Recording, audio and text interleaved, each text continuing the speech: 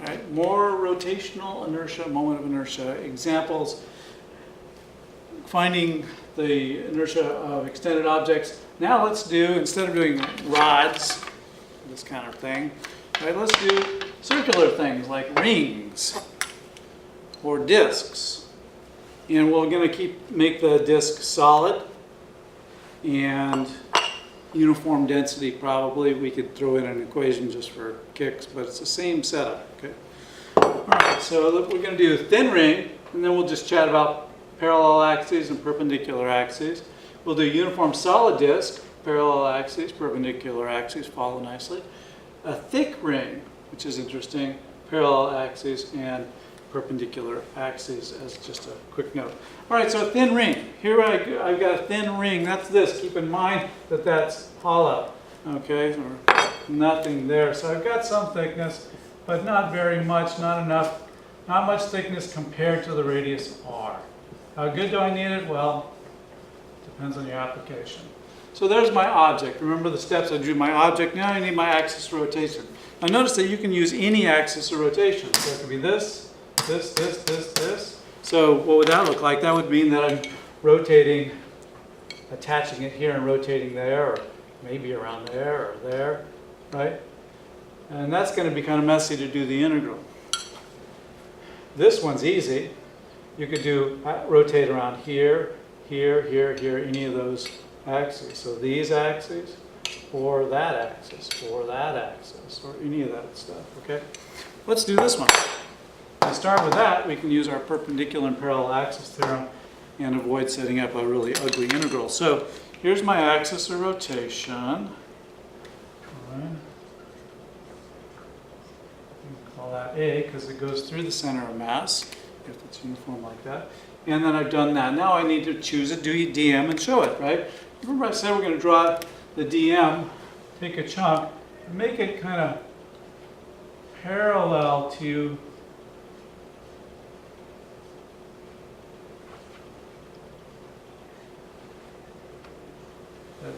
that little piece right there. I'm going to take that chunk right there, and that's going to be my DM. All right, so I can see it. And now I need the r squared. Okay, so remember I've got that little checklist.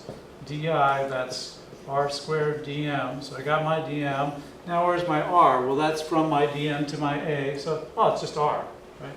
So in this case, r is equal to r. In fact, every single piece, right? Every chunk is a distance r from the center. Fine. Now, what do I need? Oh, I got this, oh, that's right, I need my limits of integration. Now, I'm doing it short. Don't do it short. Just write this. It's faster. Go slow to go fast. Do every step, and you won't mess up on your minus signs or whatever. All right, so now I need my limits of integration. What am I integrating over? Oh, I'm integrating over the whole circle. So I don't know. What have I got now? I is the integral of di of every chunk. That's the integral of r of the chunk, dm of a chunk, and that's over all parts. So I'm going to integrate over the circle. Let's see what we do with that. The r squared is a constant in this case. And now let me go back to my dm.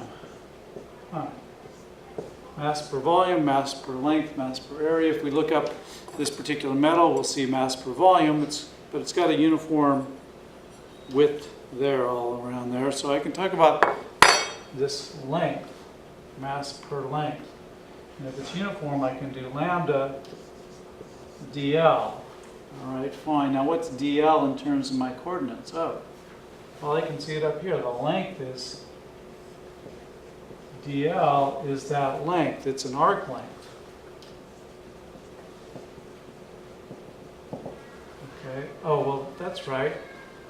That would be r d theta. That's interesting. I got to pull in some geometry. It's the same physics, right? So don't get tangled, but it's just now I've got that length and it's along an arc. So, I got the r. Just start writing down what you know. You might go, wait a minute, my plan was the limits of integration, but what limits? Lambda, what's lambda here? Well, mass per length. I'm just going to leave the lambda. What's the DL? R d theta. This is looking weird. And then I don't know my limits of integration, so, Let's keep going. Let's just start working on this guy. What do I know? What do I know? I've got this. I've got r cubed, don't I? My mass is m. It's a circle. My length is 2 pi r. And I got a d theta here. I hope these units are working out. Well, I'm integrating over this, so what are the limits of theta for a circle? Hey, that's going to go from 0 to 2 pi. I'm going to go around once. Remember, that has to be in radians. You can't use 360 degrees here because you've related the angle to the arc length directly. Okay, cool. So I've got this is equal to, boy, I hope this works. I got an m that's constant. I've got r cubed over r, so that's r squared. I've got a 2 pi here. And I integrate from 0 to 2 pi of d theta. Hey, that's just adding up the angle. That's going to be 2 pi. So that's m r squared over 2 pi times 2 pi. Oh. Well, the units are right, kilogram meter squared, and the answer here is I is equal to mr squared. Nice. Now, I know this was easy because every single piece is at a distance r. So it's dm r squared plus dm r squared plus dm r squared plus dm r squared plus dm r squared plus dm r squared. And so you can think of that as the integral of r squared dm. That's equal to, let's try this. Now follow this, okay? Because this is how we think, and we throw that. If I started there, I could have gone, well, every dm, I could have gone like this. That's the chunk, but every r is r squared. That's a constant. And the sum of all the dm is just the mass.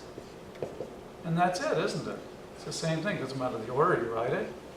I got the same answer. So I could have gotten really fast, but I wanted to show you that arc length in there so that we can work our way up to our solid ring. All right, so it makes intuitive sense. We just added them up. It doesn't matter which side it's on, right? They're still mr squareds. All right, cool. Now how do I get rotation around this axis? Parallel axis theorem will do it. You don't want to integrate that, set up that integral. It's going to be weird. Parallel axis, parallel axis, parallel axis, parallel axis, parallel axis theorem, parallel axis theorem. What about that? What about spinning it around this way? Perpendicular axis theorem, perpendicular axis theorem, perpendicular axis theorem, perpendicular axis theorem. Cool, huh? So great stuff. You can do it, and whatever you need. All right, we got the thin ring done. Now let's do a uniform solid disk. Uniform solid disk, fine. Same kind of idea. In fact, I'll show you something. Just start from the beginning. You should remember that a thin ring has a rotational inertia mr squared, but that's only for this axis. Right? It's only there. Not around there, and not around there. It's only there. Okay? And then you get the other ones with those other theorems. Cool. So uniform solid disk. A uniform density solid disk, and I'm just going to use m and r as the parameters there. And what density am I going to use? Well, now it's not a length. I've got to use a density like this here. And again, what axis do I want? I've got my solid disk here. If you start here, you can work your way up with a perpendicular and parallel axis there. So this thing is solid. Let's make sure we see that. We've got a radius of r, right? All right, cool. So the thickness is uniform. So again, I could use mass per volume, and if I look up a material, it's mass per volume. But I can just take chunks and talk about how much area I'm grabbing.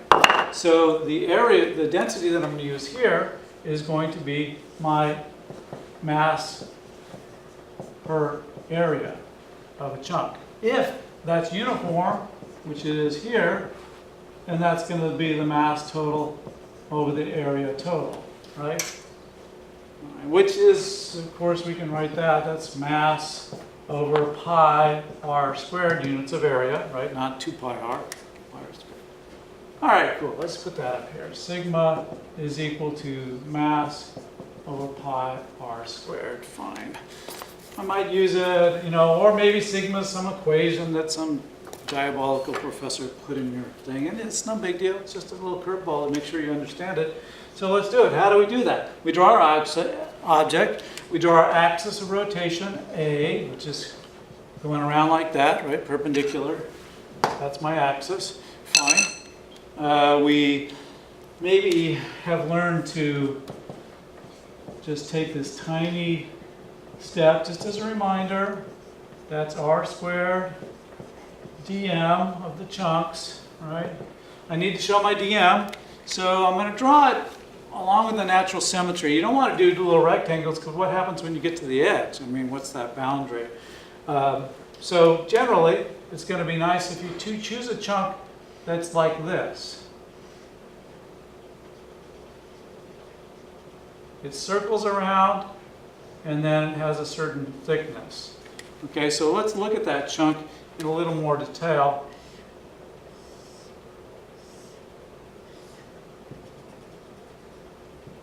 Okay, good. There's my chunk. All right. So I've got my dm. Now I need my r of that chunk. Now this is a little tricky. It's got a thickness here. So the r that we're going to use is to the center. We know calculus, we can take a limiting thing.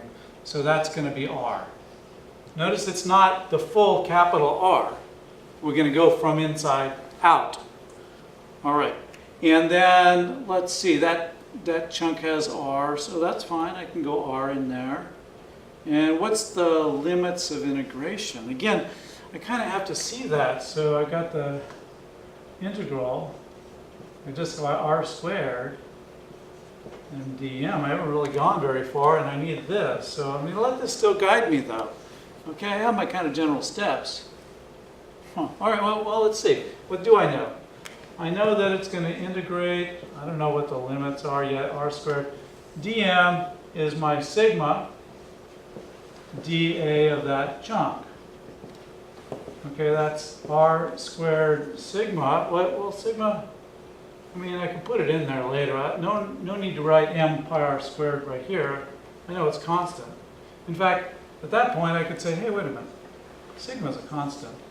If it's not, leave it in there, and then throw your equation in. If it is, pull it out. R squared. So the real question, as I problem solve and walk myself through this, what is dA of that chunk? What's the area of that chunk? Well, I've got this length, which is shorter than this length. But this length is in between. So how long is that little arc there? That arc is r d theta, where this is d theta. And so I can think of this as that times the width. How wide is it? Well, that wide is, this is some r, and well, that's dr. That's a variation in r, right? That's the thickness. So that's a good one to know and think about. So that's what the area is. It's this times that. Notice the units are right. All right, so I got r d theta dr. Now that's kind of a new thing, right? All right, so I work it out and just kind of grind through, taking one tiny step at a time. Can I pull r out? No, that's varying. R here, and then I got another piece here, and I got another piece here. The r is varying, right? What can I'm stuck. Sigma integral r cubed. But I've got to integrate over theta and r.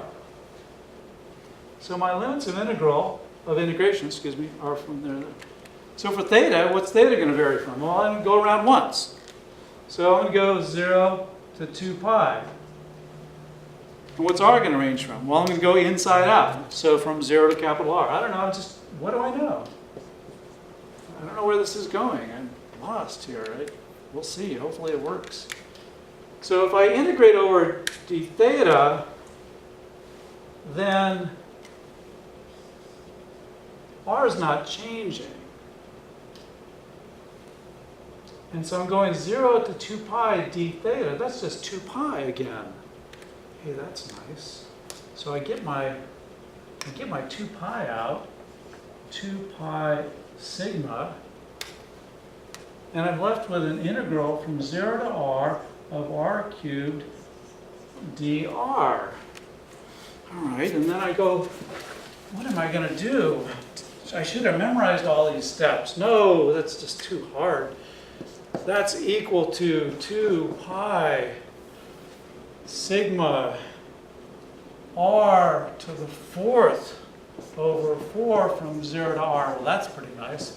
That's 2 pi sigma r to the 4th over 4. Oh my gosh, what is that thing? I don't know, let me just see what I can say. Did I do it right? Did I make a mistake? Hopefully I kept the steps so I could find it like that last time, right? That's 2 pi over 4. And what's sigma? That's mass per area, total mass over total area, if it's uniform density. Otherwise, you leave it inside the integral. R to the 4th. And I pulled that 4 down there. So that's pi over 2 m r to the 4th over r squared is r squared. Oh, that's looking good. Wait, the pi's go away. So that's 1/2 m r squared. Hooray! That's exactly right. And in fact, you could have done this. Notice when I pulled that 2 pi out, you could have treated your chunk as a complete ring, just like we did before. Because that's what that does. And then the length of the ring would be 2 pi r, and you can go about it like that way. So either way. So now, where are we? We could do, we've got it through there. Parallel axis theorem, anywhere. Perpendicular axis theorem, anywhere. And it's a very nice result. Finally, how are we doing? 10 minutes or so, or 5 minutes. Finally, we want to do the thick ring. Now, don't just memorize these steps because it's just too stressful and too hard. The thick ring. So the thick ring, what is that? Well, this is a thin ring. How thin does it have to be? It depends on what you're doing it for. But this is a thick ring. So when we do these experiments with a rotating platform and we've got a thick ring and maybe we've got a solid disc that's kind of solid but it's got this little chunk, and how do I deal with that? Ultimately what you do is you simply add up the rotational inertia of everything around that axis. So you just add them up. Adding mass is one thing. Now you're adding rotational inertia about that axis. But the thick ring is a very interesting little problem too. So we can finally do this. So notice that the geometry is not too bad. I think this is you know, like a reminder. Oh yeah, that's right. I did know that at one time in my life, and now you hold on to it. But notice the steps are still the same. What's I? It's the sum of the I of the chunks. What's the I of the chunk? It's r squared dm, right? A chunk is just a chunk. It's just r squared dm. Where's the r? Where's the dm? Where's the r? Well, it's from dm to the axis. Which axis? I showed that. What are the limits of integration? A lot of times that ends up later, so whatever. Okay, dm, well, it's a density times a space thing, right? And let me put it in terms of my coordinates. And then just see how it goes. If you've done it, you're familiar. But be careful, because on exams you get curveballs, and if you're just memorizing results, then you get into trouble. So the last little bit here is going to be a thick ring. Let's draw a thick ring. Again, as you've seen, it's kind of useful to start with this as my axis of rotation. but this is going to be solid here. Okay. And so what I've got is two radii that are constants. This one and this one. So I'm going to call this R outer, and the red one R inner. And they're whatever, I can measure those, so that's fine. And they can be as thick or as thin as we want. What should be true? In my result, I should be able to take the limiting case where our inner approaches our outer and get the thin ring result, mr squared. So that's the kind of thinking that we do as we go on in engineering and physics and so on. So how do I do this? Oh yeah, I do the same old thing. Gosh, starting to get used to this.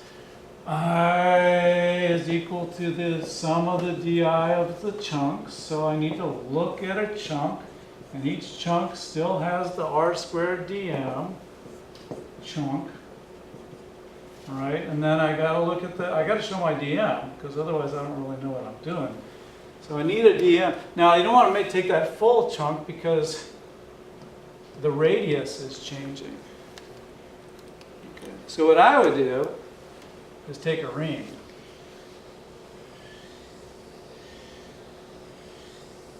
Oh, that's kind of nice. I would take a ring. Okay, and so what am I going to do with that ring? Well, let's see. The mass of the ring